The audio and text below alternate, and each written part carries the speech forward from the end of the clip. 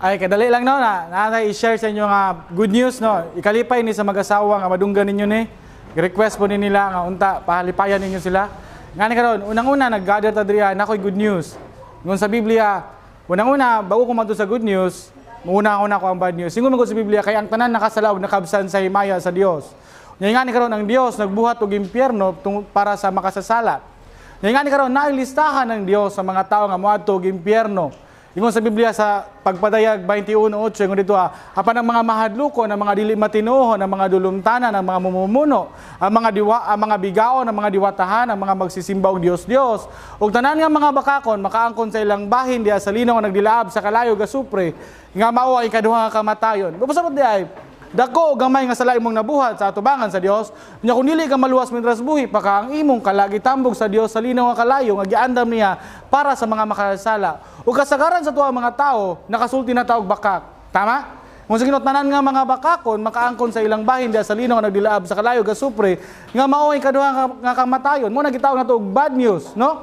Na ang tao pag maimpyerno siya sa walay katapusan. Pero nga ni karon mahigugmao ng Dios. Higugma ta sa Dios. Sigon sa Biblia sa Roma 5:8 apan ng Dios nagapakita siyang gugma nga ni kanato nga samtang kita makasasala pa si Kristo namatay alang kanato. Mingon ang Biblia apan adunay tulo nga nagpamatuod sa langit ang Amahan, ang pulong ang Balaang Espiritu ug kining tulo usa. Pasabot tulo ka managlain nga persona isa ka Dios. Ang Amahan gipadala niya si Jesus gilalang sa Balaang Espiritu. Si Jesus Dios nga nagpakatao niya si Jesus diri sa kalibutan perpekto, wala kasala, walay laing tao nakabuhat niya na si Jesus lang. Kay nga naman tungod sa iyang pagka-Dios.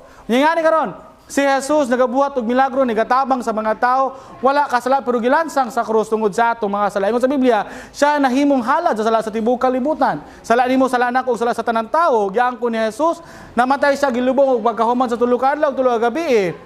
Nabanhaw siya. Pero ingon sa Biblia, bago siya nabanhaw, ang iyang kalagmibayad sa silot sa atong mga sala dito sa impyerno nga naman para matubos sa niya kumpleto sa impyerno tulo ka adlaw, tulo ka gabi ug nabanhaw pag-usab. Pasabot ang atong sala bayad na sa Dios, ang asilot sa atong sala bayad sa Dios, pero dili pa rin automatic ang tao luwas. Ang pangutana karon unsa may gipangayo sa Dios nga atong buhaton aron maluwas ta? Sa Biblia niyo sa katao nangutana sa buhat 16:30 ug 31. Nangutana ang isa ka tawo siya, ug midala kanila sa gawas ug miingon, "Mga sir, unsa ang kinahanglan nga akong buhaton aron maluwas?" Nangutana ang usa ka tawo kay Apostol Pablo kay Silas, ug si Paul ug si Silas mitubag ug sila miingon, "Tuo ni Ginoong Hesukristo ikaw maluwas ug ang imong panimalay." Pasabot, ingon ni Apostol Pablo, ingon ni Silas, aron maluwas ang imong kalag kinahanglan mo mutuo ni Ginoong Hesukristo nga mao'y makaluwas kanimo. Pasabot, nga isalig nimo ngadto ka Jesus ang imong kaluwasan. Nga naman, ingon si Jesus, "Ako ang dala ng kamaturan ug ang kinabuhi. Walay si bisan kinsa makaadto sa Amahan, gawas ka nako." Pasabot, walay si bisan kinsa makaadto sa langit, gawas ang tao musalig ngadto ka Jesus. Ingani man gud siya ingon sa Biblia, ang hinungdan aron dili ta malangit ang atong mga sala. Pero ingani karon giangkon sa Ginoo atong mga sala nga mao'y babag nga dili ta malangit. Mao ningon sa Ginoo Hesukristo, salig ka nako nga naman. Ako na niangkon para kanimo ni bayad sa silot sa mga sala ngadto sa impyerno nabanaw pag-usab. Tuhi ko og luwason ta ka. Pasabot ang kaluwasan pinagi sa pagtuo, pinagi sa pagsalig ni Jesus, dili pinagi sa atong pagkabutan, dili pinagi sa pagbuhat og maayo, dili pinagi sa pagtuman sa mga sugo sa Dios. Nga naman, kay unang-unang walay tao nakatuman sa mga sugo sa Dios, tanan ta nakasala sa Dios. Gawas ni Jesus. Ikaduha, ingon ang Biblia, walay maayo gawas sa Dios. Pwede ta mahimong maayo atubangan sa mga tao, pwede ta mahimong buutan atubangan sa mga tao, pero atubangan sa Dios mga makasasala ta, mo nang kinahanglan nato musalig mutuo ni Jesus kay siya ray takos di kahimutan sa Amahan nga mibayad sa ato mga sala sa impyerno ug nabanhaw pag-usab. Nasabtan? Pasabot ang kaluwasan pinagi sa pagtuo, pinagi sa pagsalig ni Jesus, dili pinagi sa pagsimba, dili pinagi sa pagpangalagad sa Dios, dili pud pinagi sa pagtalikod sa mga sala. Nga naman, kaya bisag kapila pa ka mo simba, mangalagad pa ka sa Dios, makasala gihapon ka. Wala ko nagsugo nga ayaw pagsimba, kaya ako nagasimba ko katulo sa usa ka semana. Nagabasa ko sa Biblia kada adlaw, naningkamot ko nagbuhat ug maayo mangalagad sa Ginoo, pero kada adlaw ko makasala pud sa Dios. Mao na akong kaluwasan gisalig na ako ni Jesus nga mo'y nibayad sa akong mga sala. Pero kadaghanan sa itong mga tao, mingon jud ang kaluwasan nga depende sa binuhatan.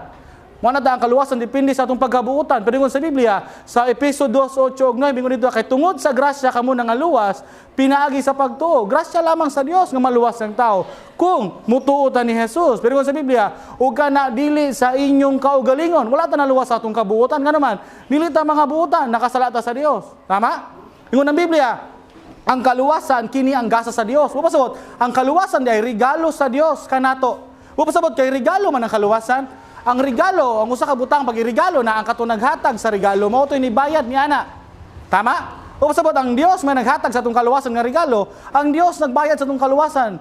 Siya namatay, gilubong, nabanhaw pag-usab para luwason ta. Mo na nga Ginoo, kumpleto na nakong bayad imong kaluwasan. Salig ka nako to, kanako og luwason ta ka. Ningon sa Ginoo sa Episo 2 bersikulo 9, bingon sa dito ang kaluwasan dili sa mga buhat, basi na dunay tao nga magpasigarbo. Kasagaran sa itong mga tao, mingon daan, nagasimba man ko, nagatabang man ko sa uban, nagapangalagad man ko sa Dios, buutan man ko, wala man ko kapatay og tao, manang malangit sud ko. Usahay paminaw na to buutan ta. Tinuod na siya, kung ikumpara ni mong kaugalingon sa uban, mas buutan pa ta. Tama? Pero atubangan sa Dios dili ta mahimong buutan, nga naman ingon ng Ginoo, ayaw pa makak. Pero halos kada adlaw na makakta. Tama?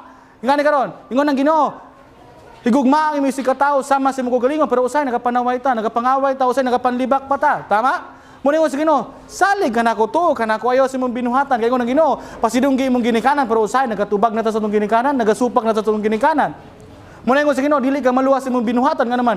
Ang atong binuhatan ang hinungdan nga maimpyerno ta, kay nga naman atong binuhatan, guilty ta tungod sa atong binuhatan. Tama? Muna kinahanglan mo salig ni Jesus nga mo inibayad sa atong mga sala nga nabuhat. Kay naay saad si Jesus sa mga tao nagasalig kaniya. Sa Juan 3:16, sumala sa gingon ni pastor ingon siya dito kay ang Dios na higugma pag-ayos sa kalibutan nga siya mihatag siyang bugtong gipakatao nga anak, si Jesus, nga nahimong halad sa tibok kalibutan. Pero ingon siya, aron si bisan kinsa nga nagato diha kaniya, dili gayud malaglag apan aduna nay kinabuhing walay katapusan. Mo pasabot, pag isalig nimo nga tutanan sa Ginoo ang Hesukristo ang imong kaluwasan ingon sa Ginoo, di na jud ka malaglag pa, di na jud ka maimpyerno pa. Kay nga naman, siya na impyerno para kanato tulo ka adlaw tulo gabi sa nangyaan ko niatong sala dito sa krus. Bago siya nabanhaw. Pero nga karon ingon ng Ginoo, apan aduna na kay kinabuhing walay katapusan sa adlaw nga imo siyang saligan, sa adlaw nga imo siyang tuwan ingon sa Ginoo, luwason ta ka ng adlaw hangtod sa hangtod. Nga naman nabuhi ko para sa imong mga sala hangtod sa hangtod ug maluwas ka. Nasabtan nato? Dagaan na mo example sa dang gilansang si Jesus sa krus, nasa kauban gilansang pod, duha ka tawo. Bali tulo sila tanan kabuo, kunya ang kauban ni Jesus ingon sa Biblia, makakawatan to, no? Nya ang tawo pag gilansang sa krus, ngani karon pa ang tawo gilansang sa krus, death penalty na. Pasabot ang tao pag death penalty na dako ang sala nga nabuhatan na. Pasabot kato nga mga tao dito ordinaryo nga mga kawatan. Pero ikaduha nga kawatan ni hangyo ni Jesus ingon siya, Ginoo, hinumdumi ako sa diha nga ikaw nagaabot na sa muging harian. Migug mitubag si Jesus sa pagkatinuod ako maingon nga kanimo karong adlaw, ikaw magauban kanako sa paraiso. Pasabot kato ikaduha nga kawatan sa krus, giluwat sa Ginoo.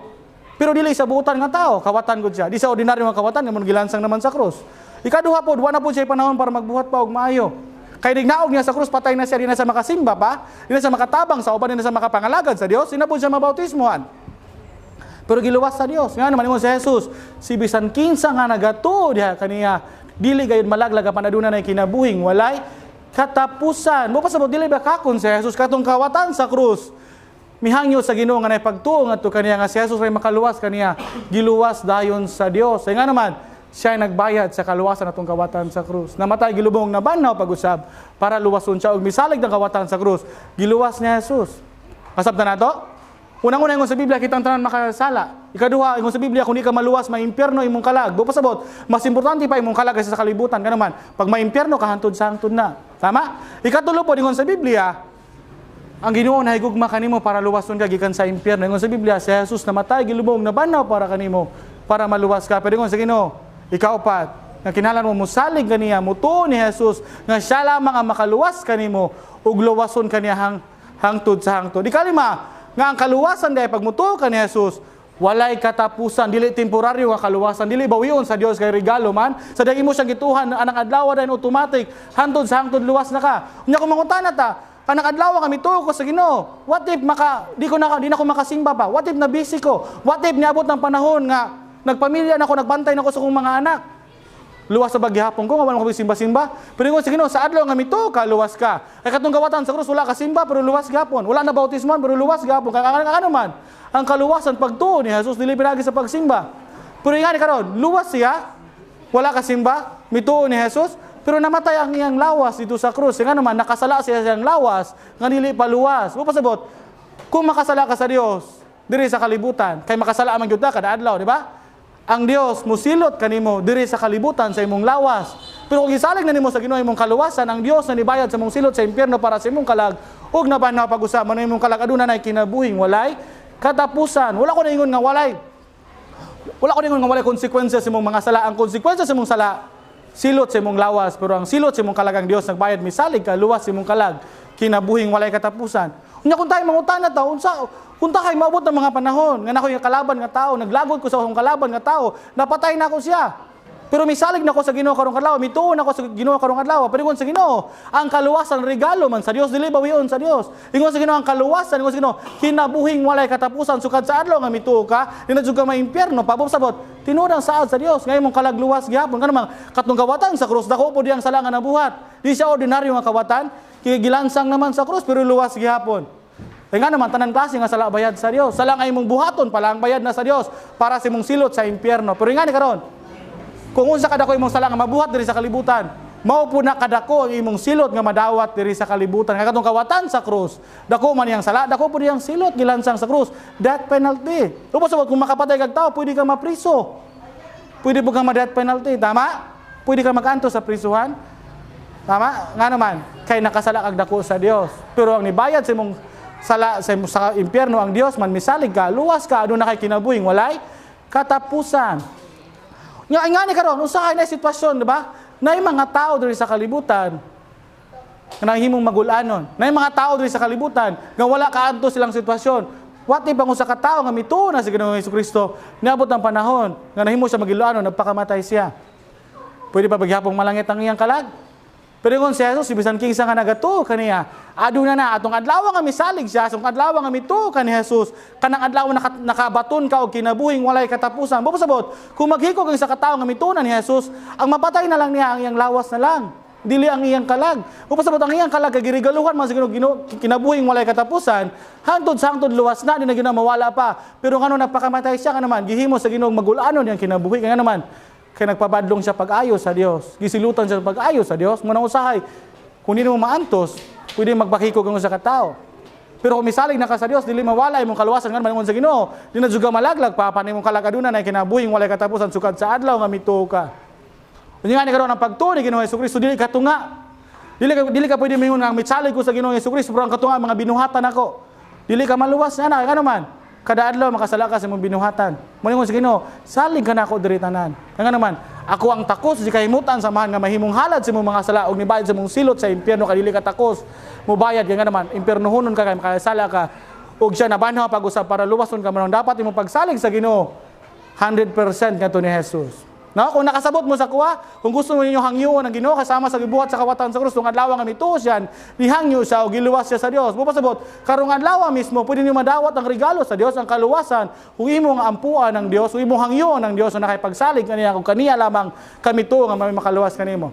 Sunda ko ninyo mga gusto nga mga tao nga nagatuo ni Jesus, sunda ko ninyo sa pagampo. Isipan nga pagampo ninyo ni ang Ginoo nakabalo sa inyong kasing-kasing ug luwason mo sa Dios sumala sa inyong pagtuo sama sa gibuhat sa kawatan sa krus.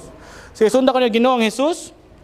Ako makasasala ug ang ngayan maimpyerno tungod sa akong mga sala. Pero salamat, ikaw namatay, gilubong ug nabanhaw pag-usab para sa akong mga sala. Luwas sa ako ug tagaay kinabuhing walay katapusan ang ako ang kalag.